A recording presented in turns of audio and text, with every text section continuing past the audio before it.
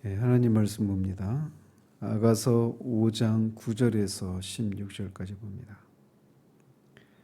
아가서 5장 9절에서 16절까지 같이 읽겠습니다. 여자들 가운데 어여쁜 자야, 너의 사랑하는 자가 남의 사랑하는 자보다 나은 것이 무엇인가? 너의 사랑하는 자가 남의 사랑하는 자보다 나은 것이 무엇이기에 이같이 우리에게 부탁하는가? 내 사랑하는 자는 희고도 붉고 많은 사람 가운데 뛰어나구나. 머리는 순금 같고 머리털은 고불고불하고 까마귀같이 검구나. 눈은 시냇가의 비둘기 같은데 우유로 씻은 듯하고 아름답게도 바뀌었구나. 뺨은 향기로운 꽃밭 같고 향기로운 풀 언덕가도 같고 입술은 백합화 같고 몰약의 즙이 뚝뚝 떨어지는구나. 손은 황옥을 물린 황금 놀이개 같고 몸은 나루색인 상아에 청옥을 입힌 듯하구나. 다리는 순금 받침에 세운 화반석 기둥 같고 생김새는 레바논 같으며 백향목처럼 보기 좋고 입은 심이 달콤하니 그 전체가 사랑스럽구나. 예루살렘 딸들아, 이는 내 사랑하는 자요 나의 친구로다. 아멘.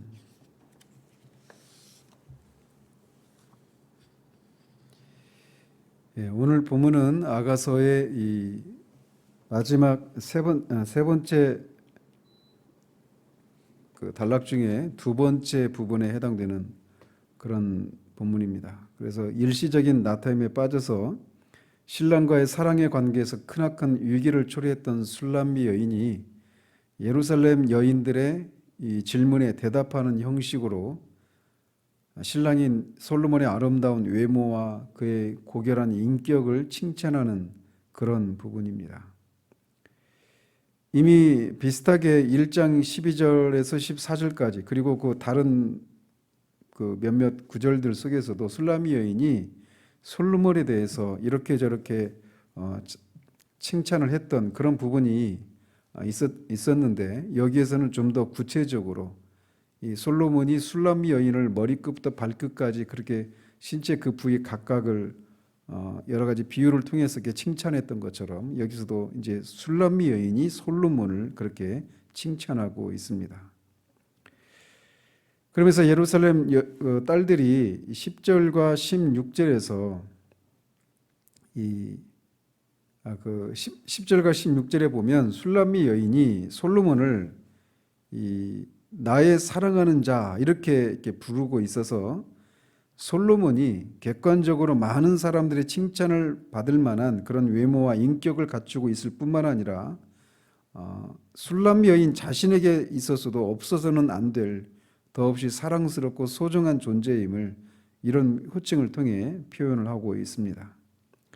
따라서 이제 우리가 한 절 한 절 살펴보면 알겠지만 이런 솔로몬에 대한 칭찬을 통해서 술람미 여인 안에 있는 솔로몬에 대한 그리움이 이렇게 절절히 흐르고 있음을 발견하게 됩니다. 그래서 9절을 보시면 이 9절은 앞에 8절에서 술람미 여인이 예루살렘의 딸들에게 솔로몬을 만나거든 자신이 그로 인해서 병이 났다고 전해달라고 부탁을 받은 예루살렘 딸들이 이 화답하는 그런 노래입니다. 그 예루살렘 딸들은 술람미 여인을 여자들 가운데 어여쁜 자 이렇게 부릅니다. 이것은 술람미 여인이 결혼을 통해서 솔로몬 왕의 정식 아내가 되어서 술람미 여인은 이제 솔로몬에게 뿐만 아니라 모든 백성들에게도 사랑을 받는 귀한 존재가 되었음을 이런 호칭을 통해 말해주고 있는 것이죠. 그러면서 이 예루살렘 딸들이 술람미 여인에게 묻기를 너의 사랑하는 자가 남의 사랑하는 자보다 나은 것이 무엇인가? 너의 사랑하는 자가 남의 사랑하는 자보다 나은 것이 무엇이길래 우리에게 이렇게 부탁하느냐? 즉 솔로몬을 만나거든 내가 솔로몬 때문에 이 병이 났다라고 이렇게 전해달라고 하는 이런 부탁을 하는가? 이렇게 묻습니다. 예루살렘 딸들이 이렇게 술람미 여인에게 이렇게 솔로몬이 다른 사람보다 나은 게 뭐길래 우리에게 이렇게 부탁을 하는가 이렇게 묻는 것은 솔로몬의 그런 아름다움이 무엇인지 몰라서 이렇게 묻는다기보다는 이런 질문에 술람 여인이 직접 스스로 대답하게 하는 방식을 통해서 솔로몬을 향한 술람 여인의 그 사랑을 다시금 회복시키는 그런 마음을, 사랑의 그 마음에 이렇게 불을 붙이게 하려고 하는 그런 의도로 이렇게 묻고 있다라고 할 수 있습니다.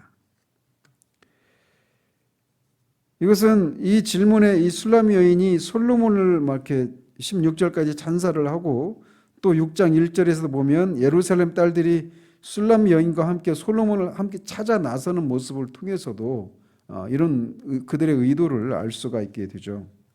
그래서 이렇게 사랑을 어떤 이유로 잠시 머뭇거리다가 사랑을 잃어버린 술람 여인이 이렇게 자신이 사랑하는 솔로몬에 대해서 얘기를 하는 것을 통해서 그 솔로몬을 향한 술람 여인의 그 사랑의 마음에 불붙고 회복되는 이런 것은 우리가 어떤 이유로 그리스도와의 그런 하나님과의 그런 사랑의 관계를 잃어버렸을 때 우리 영혼이 회복되어지는 그런 한 가지 방법이기도 합니다. 그래서 우리가 주님에 대해서 또는 하나님에 대해서 얘기하다 보면 어느새 우리 마음에 그렇게 하나님을 향한 또 그리스도를 향한 그런 사랑의 마음이 이렇게 불붙게 되는 일들이 일어나는데 바로 그런 어떤 잃어버린 사랑을 회복하는 한 가지 방법을 여기에서 우리에게 교훈해 주고 있다고 할 수 있어요.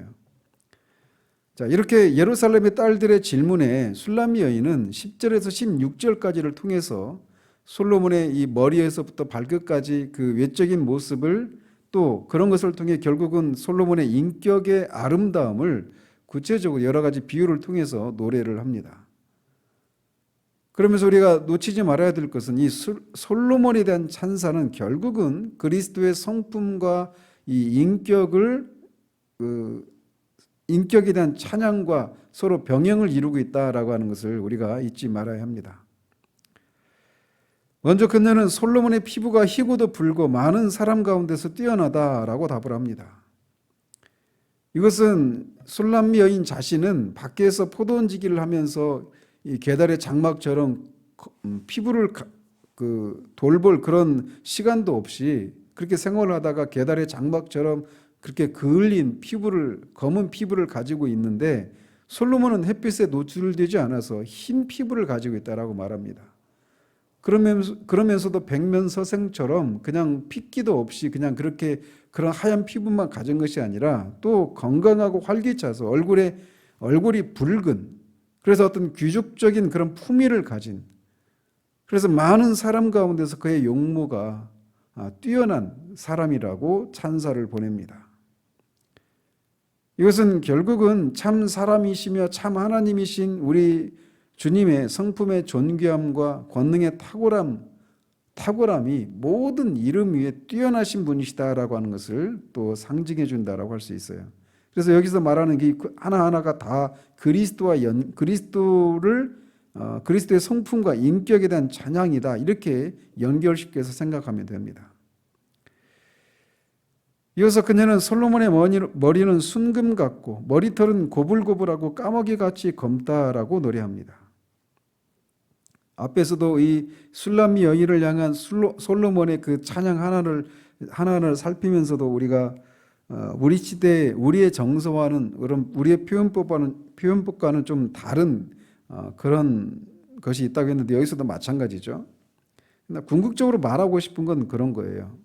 즉 솔로몬의 이 머리카락이 이렇게 곱슬머리라는 거죠. 그리고 까마귀처럼 까만색이 이렇게 광택이 나서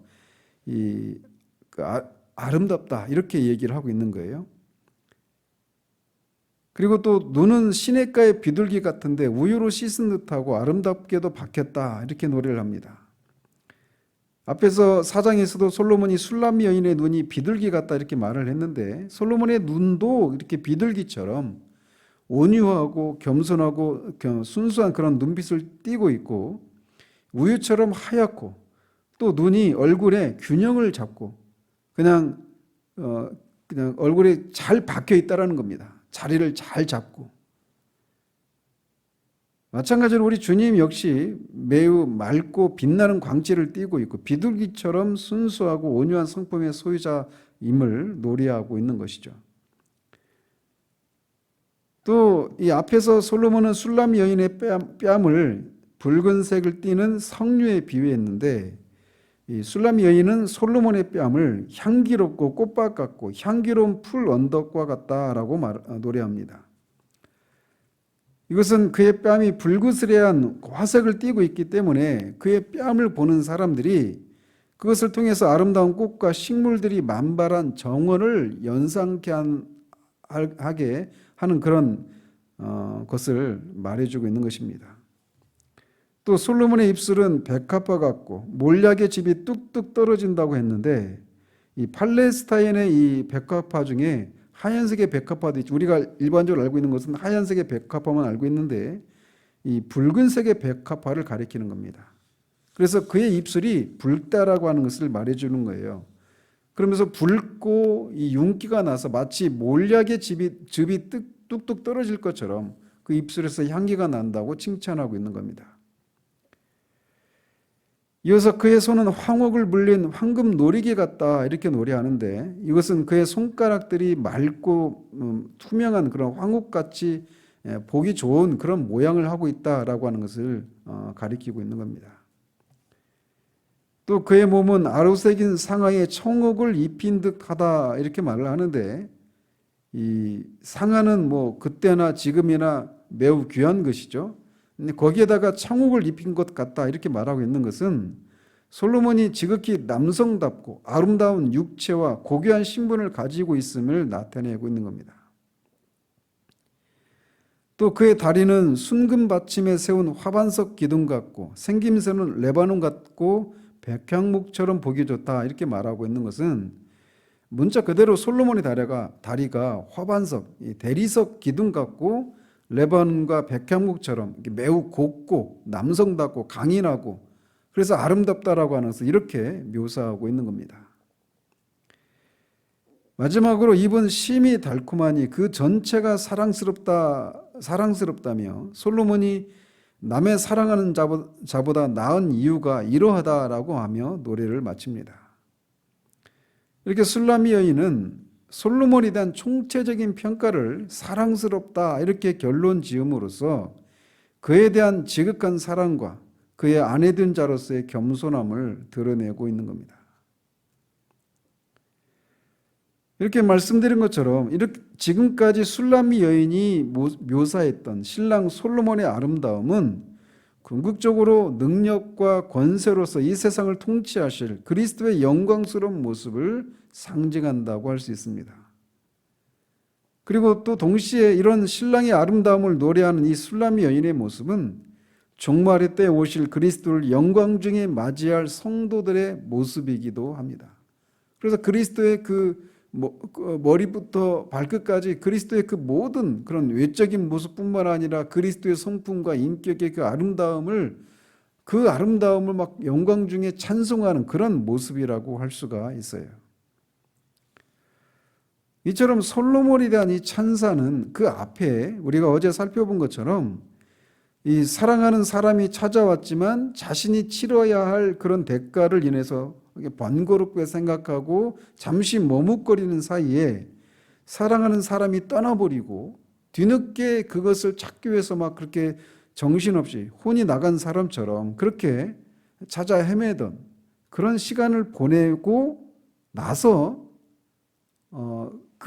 예루살렘 딸들에게 자신이 사랑하는 사람을 만나면 자신이 그 사랑 때문에 병이 났다 이런 얘기를 전해달라고 한 다음에 하는 이 노래라는 것을 우리가 기억할 필요가 있습니다. 즉 그녀가 그래서 그 질문에 이렇게 자신이 사랑하는 솔로몬의 외모와 그의 인격의 탁월함과 아름다움을 노래하는 과정에서 솔로몬을 향한 그녀의 마음이 더욱 확고해지고 그를 향한 사랑이 더욱 불타오르게 되는 그런 효과가 있게 되는 것입니다.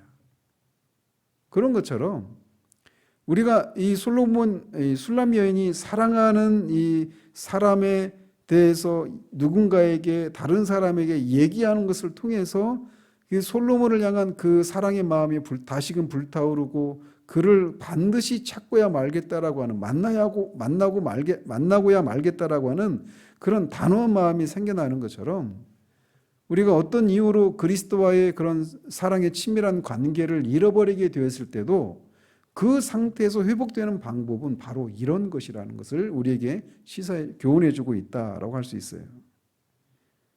그래서 우리가 영적으로 침체가 되면, 그래서 주님과의 그런 사랑의 그런 친밀한 관계를, 은밀한 관계를 우리가 누리지 못하게 되면 우리 안에서 주님에 대해서 뭔가 얘기하고 하나님에 대해서 얘기하는 것들이 정말 이렇게 쉽지가 않습니다. 얘기하고 싶어 하지도 않고, 또 내 안에 그런 것이 과연 있기는 한가라고 하는 그런 생각을 할 때가 많아요.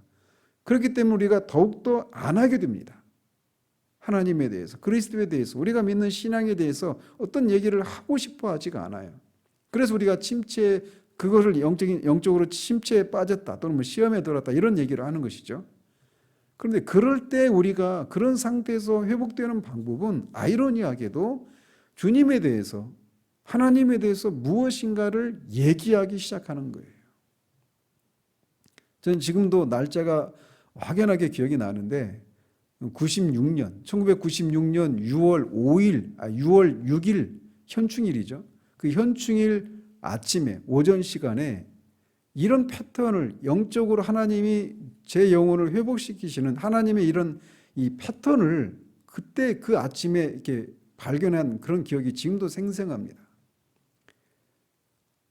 그때 그 김남준 목사님이랑 이렇게 옆에 나란히 누워 있다가 교사 수련회에 갔다가 현충일날 전날 밤에 가서 이제 현충일날 돌아왔기 때문에 제가 날짜까지 기억하는데, 이게 오전 모임 끝나고 이제 쉬는 시간에 이렇게 누워 있는 한 방에 이렇게 쉬면서 누워 있었어요. 다른 사람들 다 이제 나갔는데 저는 뭐 그렇게 뭐 큰 어려움이 없으니까 그냥 옆에서 그냥 같이 누워 있었죠. 쉬면서 누워 있다가 목사님한테 그런 말씀을 드렸어요.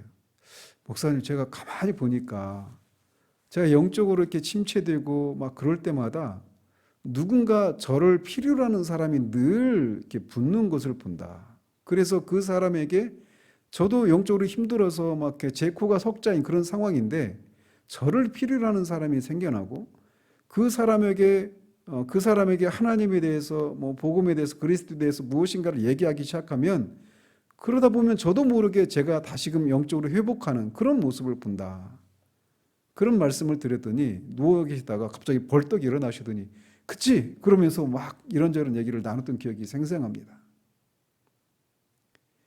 우리가 그랬습니다. 하나님이 주님과의 어떤 이유로 인해서, 우리 편에서의 이유든 아니면 하나님의 그런 깊은 섭리 가운데서 때로는 하나님이 주신 선물이 아니라 하나님 자신을 향한 그런 추구를 우리로 하여금 다시금 새롭게 하시기 위해서 하나님이 얼굴을 감추시는 때도 종종 있는데, 그럴 때마다 우리가 그냥 가만히 있는 것이 아니라 하나님에 대해서 무엇인가를 얘기하는 것입니다.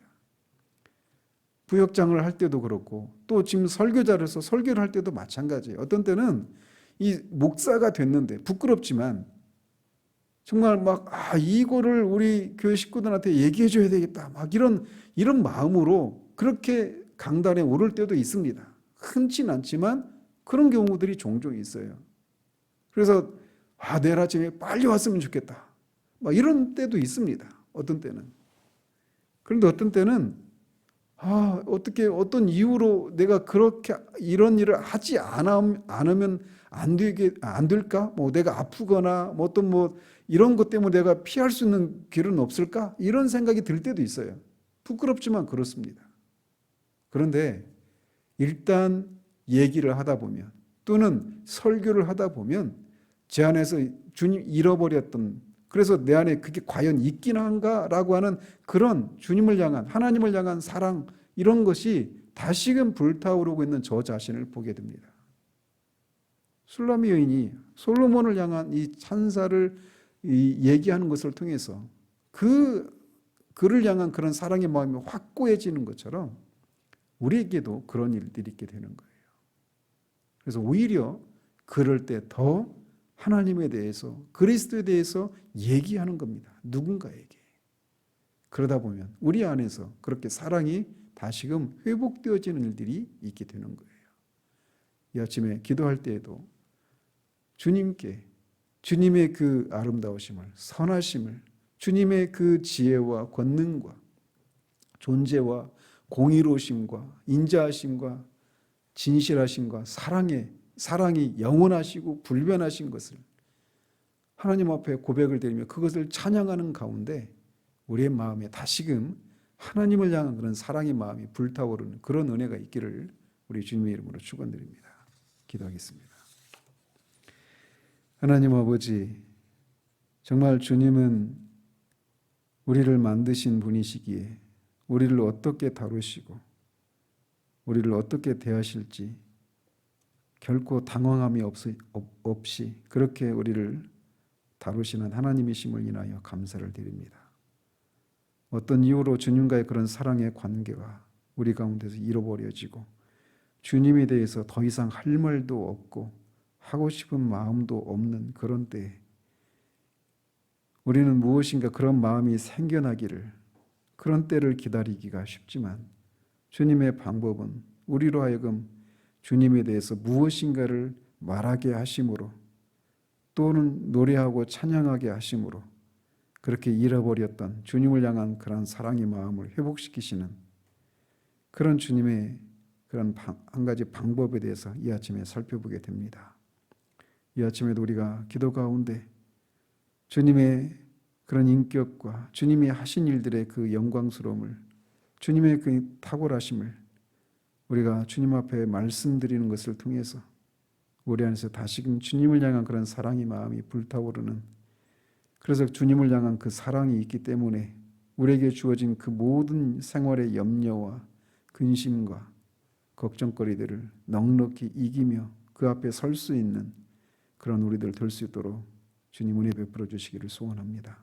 예수 그리스도 이름으로 기도합니다. 아멘.